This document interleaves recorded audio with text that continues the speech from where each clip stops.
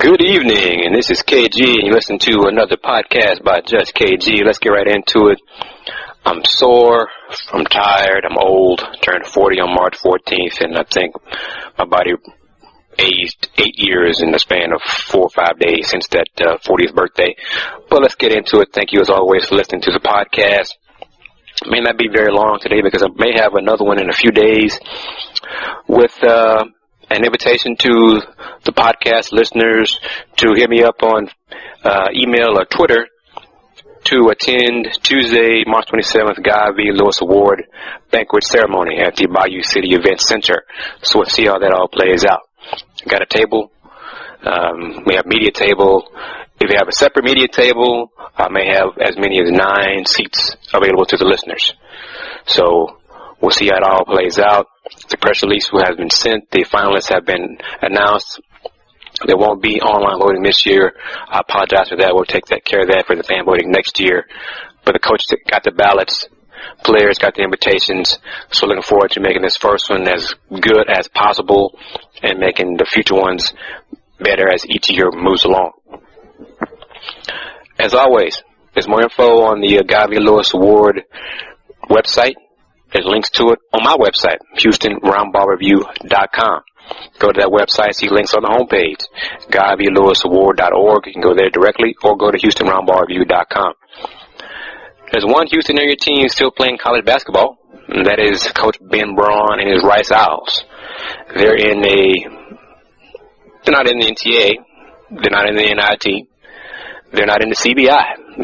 They are in the CIT, the CollegeInsider.com postseason tournament. The Owls have won 2 games in the CIT. They will play on, on the 20th. That would be Tuesday, versus Oakland in a quarterfinal matchup. The Owls opened up the CIT with a 68-63 road win over Louisiana Lafayette on my birthday on the 14th. Thanks for the present, fellas. And then on Saturday the 17th, they won at home inside the House of Tudor, 74-68 over Drake.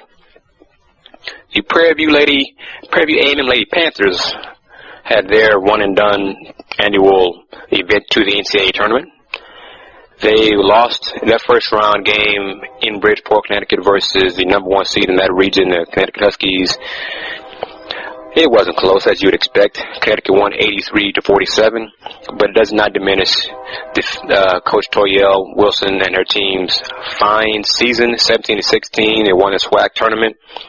2 straight years that Coach Wilson, in her first years on the job at PV, has advanced to the NCAA tournament.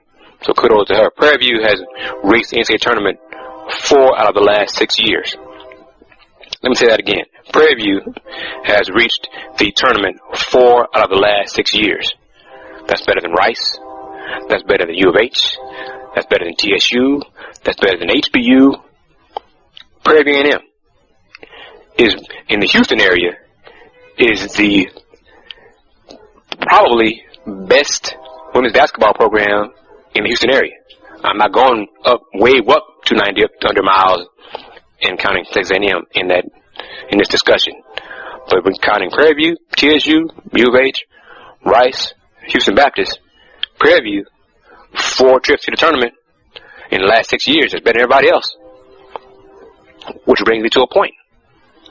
I still want to see a city classic on the men's and women's side.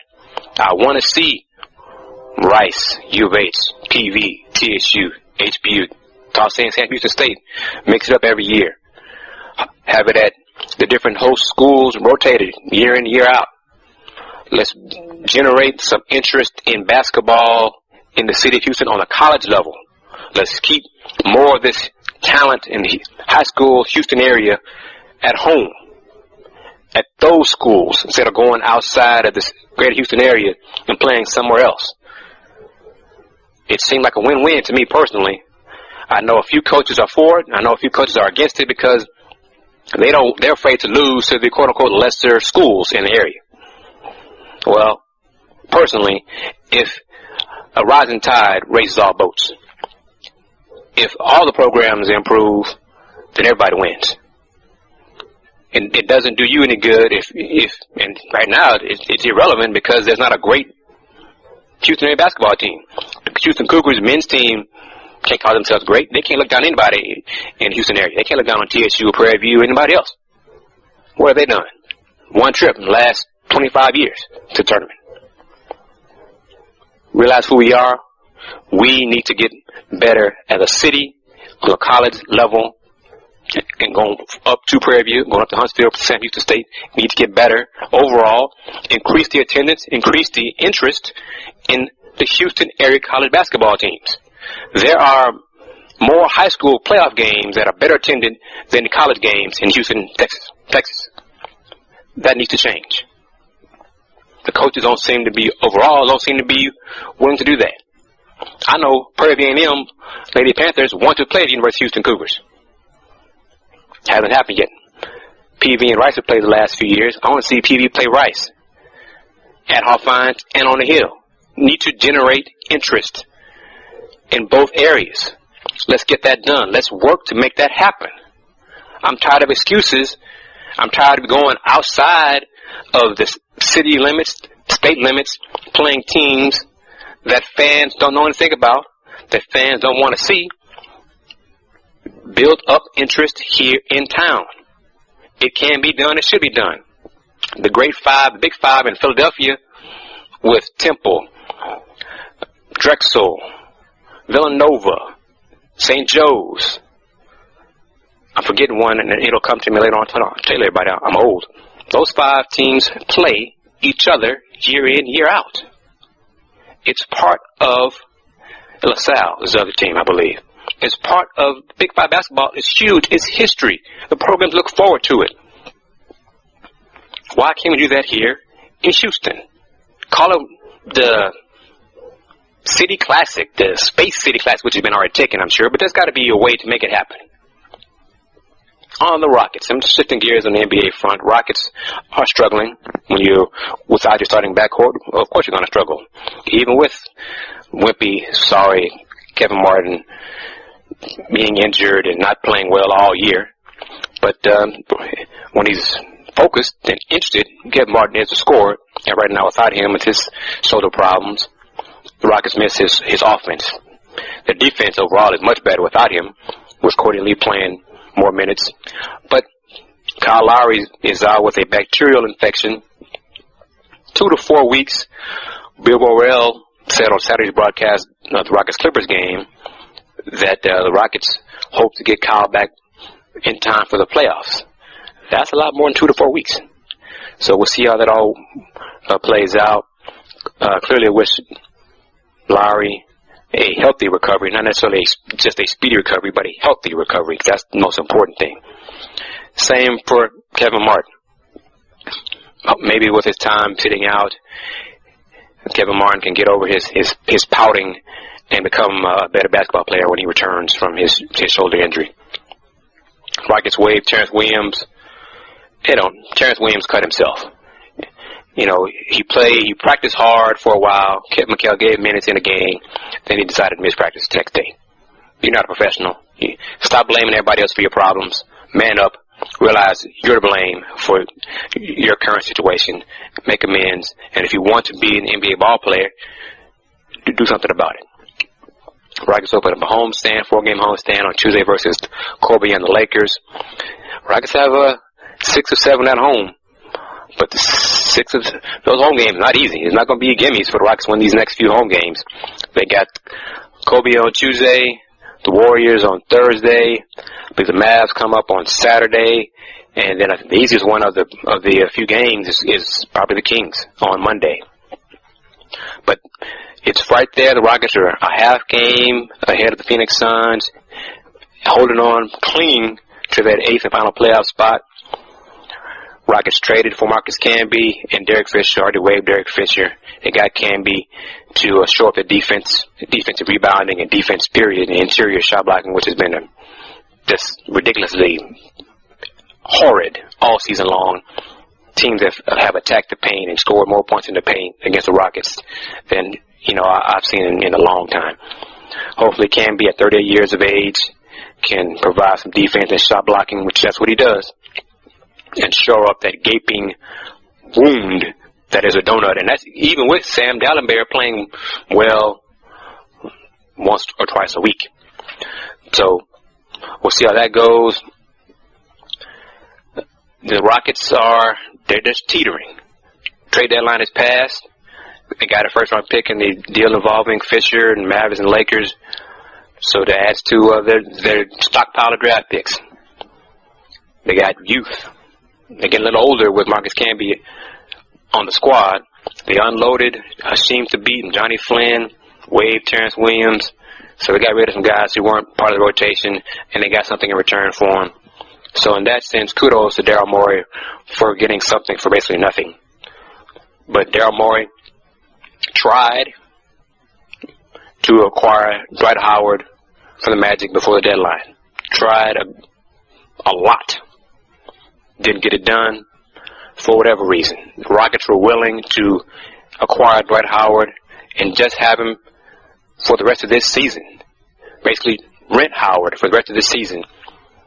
That's how eager, call it desperate, if you will, that the Rockets were to get Dwight Howard and to show the majority of the fans that they really are a destination for superstars. Because you can look at the home games for the Rockets this season. Toyota Center is not full. They can announce sellouts. They announced that Wednesday's game against the Bobcats, home game against the Bobcats, is a sellout. Ain't no way. Truly fun with numbers there by the Rockets, not sellout. Rockets need to realize, Rockets need to figure out what are the reasons that these star players don't want to come to Houston and play. Play for less. Play for Kevin McHale. What is it? Texas doesn't have, the state income tax. Houston has plenty of gentlemen's clubs to occupy your free time. It's a great area, great houses, great restaurants, culture. It's got enough areas where you can go far enough out and still be close to the city, but be far enough away from the city where folks won't bother you. Houston has a little bit of everything. But for some reason, stars don't want to come and play for the Rockets. Maybe that'll change this summer and Rockets have some cap room and all these draft picks, and maybe they can swing a deal at the draft and turn things around and become a part of the elite instead of this mediocrity that they have found themselves in for the last 3 or 4 seasons. As always, I'm KG. You're listening to Just KG Podcast. You can listen to it on iTunes. Catch it. Link will be on Twitter, Facebook fan page. As I touched on at the beginning of the podcast, based on how things go, I may have a few seats available at my table at Tuesday's Gotta Be Lewis Award Banquet. More than likely I will have a few, because not all of me is going to show up for whatever reason. So I'll hit up another podcast and have folks inquire. I'll start it right now. If you're interested in attending the Gotta Be Lewis Award Banquet at the Bayou City Event Center, email me. The link is on my homepage, HoustonBrownBarBarBecue.com. You can see it. You see links in there. Send me a tweet. I'm not promising you a seat at the table right now because things are still a little bit up in the air. But if you are the first 4 people to hit me up, and then I'll let you know how things stand, and we can go from there, yay or nay, about attending the Gotta Be Lewis Award. Of course, the award goes, it's the inaugural year, and kudos and shouts out to a great man. Coach Gotta Be Lewis celebrates his 90th birthday today on March 19th. I have great admiration for that man, as any Houston Cougar worth his salt does as well. What he's done, what he did for the program, what he did for college basketball in Houston, in Texas, and in the country. It's a shame he's not in the Basketball Hall of Fame, but I want to get into all that. But the award goes to the Boys High School Player of the Year in the greater Houston area. The 10 finalists are on the GuyVLewisAward.org website. You can see who they are. It's a who's who of high school basketball in the Houston area. So, as always, thank you for listening on that front. Notice I'm saving the worst for last. The NCAA tournament is underway, men's and women's side. My picks have been hideous. It's comical how bad the picks are on the fella side. It's really sad how bad they are. But I didn't spend a lot of time on the picks. I didn't put much thought into it. I haven't had much time with all the work I've been doing the last few months. I haven't had much time to really study it like I used to do. On the guys' side, 16 teams left. I have 6 right. That's the worst I've ever done. 5 Elite 8 predictions are still alive, but all 4 of my Final 4 picks are still alive. So there is something in that. And my Final 4 predictions are Kentucky, North Carolina, Michigan State, and Ohio State. So we'll see how that all plays out. I got Kentucky beating Carolina in the championship game. I believe the final score is 74-70. Carolina's Kendall Marshall with their broken wrist. He has surgery on his non-shooting hand, right wrist today. We'll see if he's able to play in the regional semifinal later this week. He's all left-handed, so it may or may not impact him as much as some believe. But good luck to all the teams that are remaining. You know, everybody knows I'm a huge Duke fan. Seeing them lose the first round at Lehigh my pick was wrong. But seeing how poorly Duke's defense has been all season, it wasn't that much of a surprise because Duke's perimeter defense was awful all year. And Lehigh just exploited that. And the better team won on that night. That's how the tournament is. It's one and done. You don't play well, the other team does, then you got a good shot of losing. Ladies' side, second round is underway Monday night. We'll continue Tuesday. I was at College Station on Saturday all day watching the first 2 games there that the Aggies hosted. Aggies are playing Arkansas right now in round 2. They're leading 23-18 late in the first half. Real quick, in other scores on the women's games that are going on right now, games that are underway, the night games, Aggies 23-18 over Arkansas, Tennessee 21-17 over DePaul. Gonzaga, playing the home game, leads number 3 seed Miami 25-23. The games that are official or final, Stanford beat West Virginia, number 1 seed in their region, 72-55. Connecticut absolutely embarrassed Kansas State, held them to a tournament low in points. K-State only scored 26 points. Duskies won 72-26.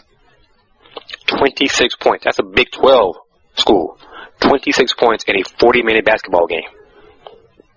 Best game of the night. Number 2 Maryland, number 2 seed Maryland beat number 7 seed Louisville 72-68. Number 5 seed South Carolina upset Purdue on Purdue's home floor, which just seeds everyone cries about, teams having a home court advantage. So you stood up on the ball game. South Carolina won the game 72-61. Another game that's going on. Kentucky leads Green Bay 2 seed versus 7 seed 27-12 after Green Bay defeated Iowa State on Iowa State's home floor on Saturday. So like I said, if you're the better team, you just win the ball game, no matter where it's being played. That's my opinion on that. As always, I'm going to wrap it up here. Thank you very much for listening to the KG podcast. It's supposed to rain a lot on Tuesday here in the Houston area. Be careful. Drive safely. Don't do anything stupid tomorrow in the rain. You know, if you can't see the street, don't go forward. Don't ruin your car. Don't risk your life just trying to be slick and smooth, going driving through water. Go another way. Turn around, don't drown. That's the cliche I tried to think of a second ago. Turn around, don't drown. Thank you very much for listening. I'm serious about the tweets or the emails. If you're interested in attending the Guy V. Lewis World Banquet on Tuesday, March 27th at the Bayou City Event Center, hit me up. Let me know that you're listening to the podcast. I appreciate that. Thank you, as always, for listening. Tell your friends about the podcast. And in conclusion, be true, be cool, and do more.